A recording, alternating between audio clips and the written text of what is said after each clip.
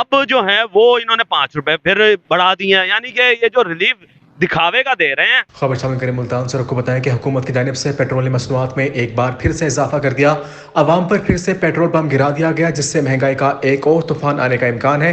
تفصیلات جانتے ہیں نمائندہ آغاز ظفر نواز ذوالفقار سے۔ جی نواز، بتائیے گا کیا تفصیلات ہے؟ جی بالکل، میں اس وقت موجود ہوں ملتان کے پیٹرول پمپ میں، جہاں پر حکومت کی جانب سے راتوں رات پیٹرولیم مصنوعات کی قیمتوں میں مزید اضافہ کر دیا گیا۔ ہمارے ساتھ ایک شہری موجود ہے، اسے جانتے ہیں۔ جی سر، بتائیں کہ کیا پیٹرولیم مصنوعات کی قیمتوں میں اضافہ کیا گیا؟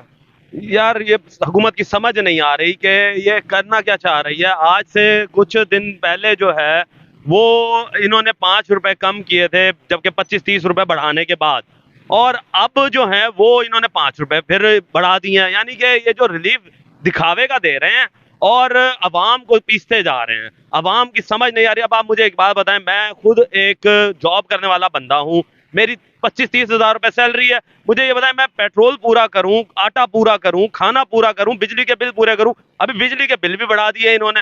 بندہ جائے تو جائے کہاں؟ آگے گرمیاں آ رہی ہیں، گرمیوں میں آپ کو پتا کہ بجلی بہت زیادہ استعمال کی جاتی ہے، اور اس سے پھر جب زیادہ استعمال ہوتی ہے تو بجلی کے بل جو ہیں وہ انہوں نے ہوش ربا اضافہ کر دیا انہوں نے بلوں میں۔